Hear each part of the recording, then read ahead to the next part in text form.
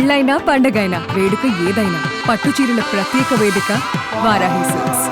నమస్తే, నేను Keshav. Welcome to Suman TV.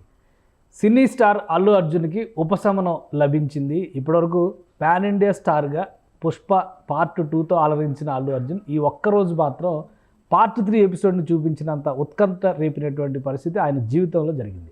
ఉదయం నుంచి పోలీసులు ఆయన్ని అదుపులోకి తీసుకున్నప్పటి నుంచి వరుసగా జరిగినటువంటి ఘటనలు చివరికి ఆయన్ని జైలుకు పంపించే వరకు వెళ్ళాయి. ఫైనల్గా హైకోర్టు ఇచ్చినటువంటి ఇంటరిమ్ బెయిల్ పెద్ద రిలీఫ్ ఇచ్చింది. అసలు ఈ యాక్టివిటీ మొత్తంలో ఏం జరిగింది, లీగల్ ఎక్స్పర్ట్స్ ఏం చెప్తున్నారు, న్యాయవాదుల వాదనలు ఏ విధంగా ఉన్నాయి, పోలీసుల వాదన ఎందుకు ఇంత బలంగా జైలు వరకు తీసుకెళ్లే వరకు వెళ్ళింది, ఈ అంశాలను విశ్లేషించేటువంటి ప్రయత్నం చేద్దాం. మనతో పాటు లైవ్లో ఉన్నారు నరేష్ సుంకర, హైకోర్టు న్యాయవాది.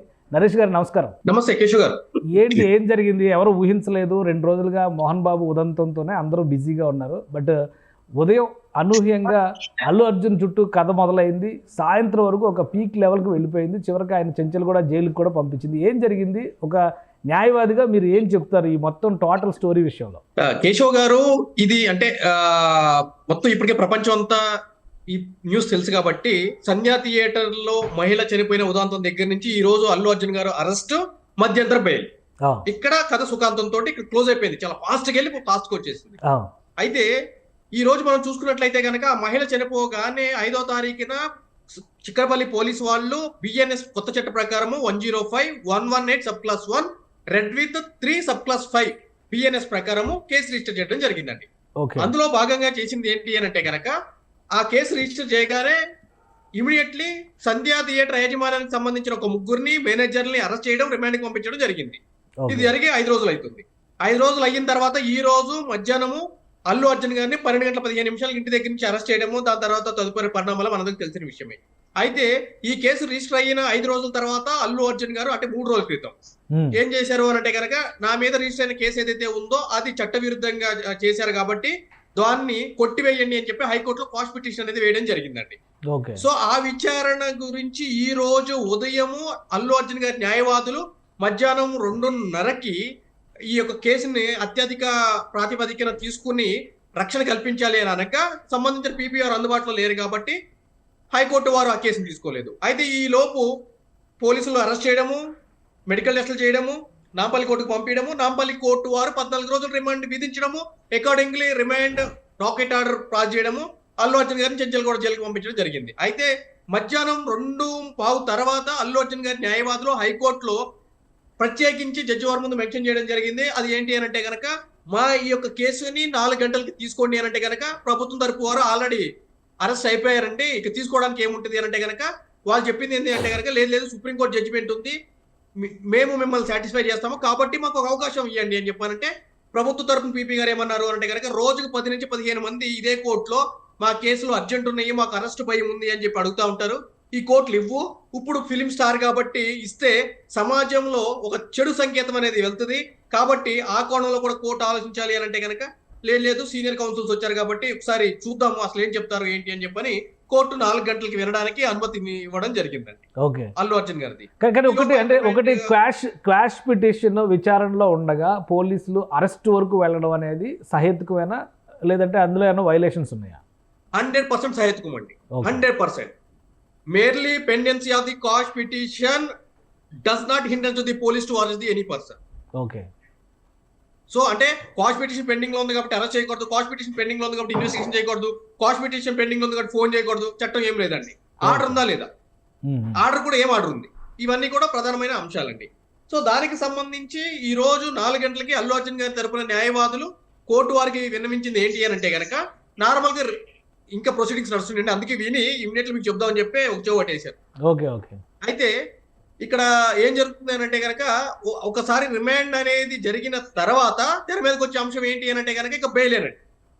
అయితే బెయిల్ వేయాలి అని అంటే కనుక రిమాండ్ కాపీ రావాలి, రిమాండ్ కాపీ మీద గ్రౌండ్స్ రెడీ చేయాలి, బెయిల్ వేయాలి. సో రేపు శనివారం ఉంది, సోమవారం రోజు వేయాల్సి వస్తుంది.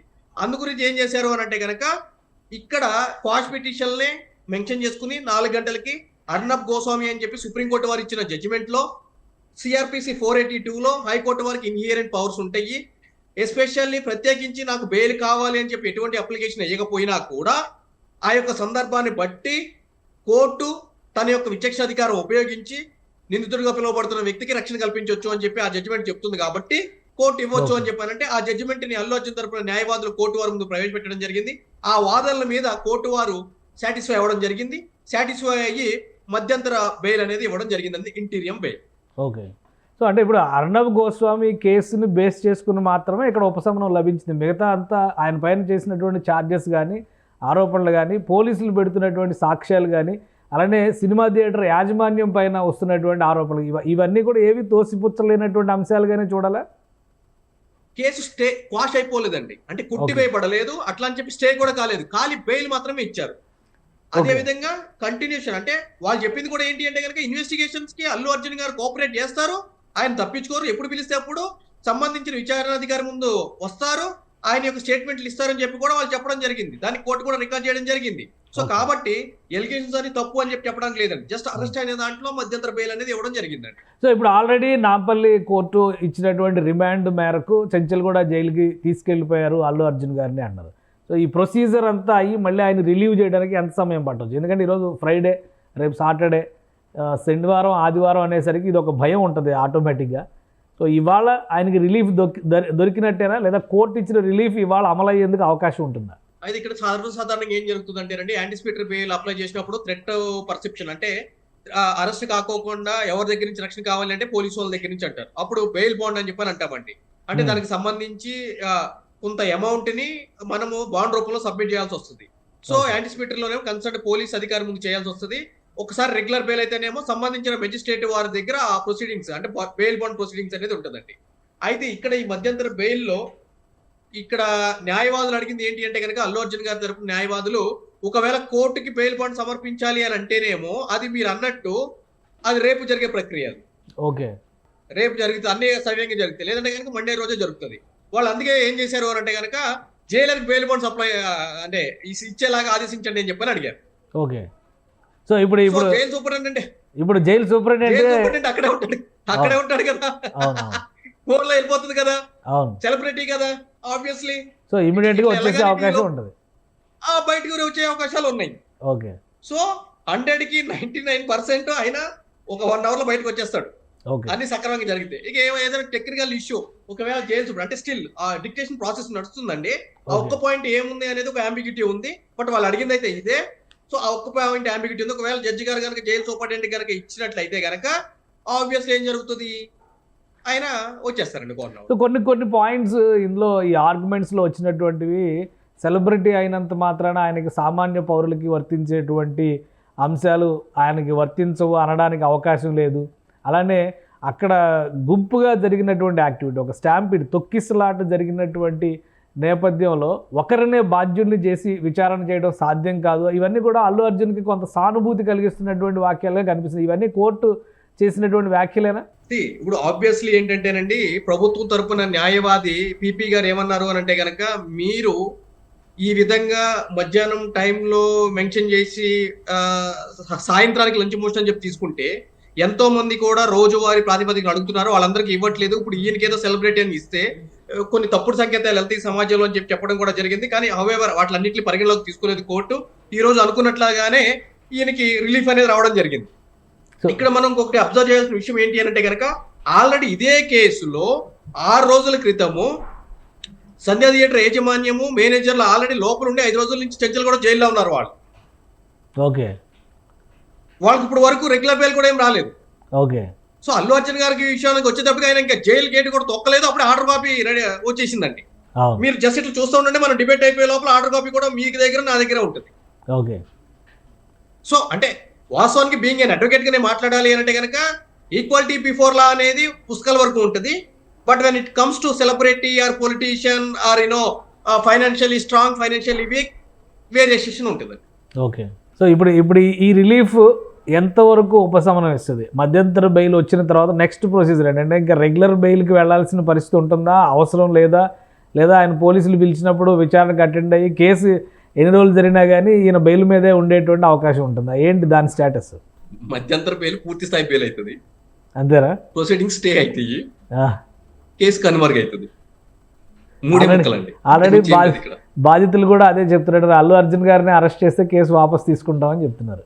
అంటే అది కేసు వాపస్ తీసుకున్నా దానికి మల్టిపుల్ ఇదండి. అంటే వాట్స్ ఎవర్ ఏదన్నా కూడా వాళ్ళ దాకా వెళ్ళక ముందే ఇక్కడ వాళ్ళు అంటే ఆయన తరపున న్యాయవాదులు వాదించారు కాబట్టి అంతవరకు కూడా కేసు లేదండి. సో ఇంకొకటి పోలీసులు ఇంత హై హ్యాండెడ్గా ఇమ్మీడియట్గా ఇన్స్టెంట్గా రియాక్ట్ అవ్వడానికి కారణం ఏంటి? ఈ కేసులో అంత బలమైనటువంటి ఆధారాలు ఉన్నాయా? ఎందుకంటే 2-3 రోజుల నుంచి మోహన్ బాబు గారి ఇన్సిడెంట్, వాళ్ళ ఫ్యామిలీ ఇష్యూస్ చూస్తున్నాం.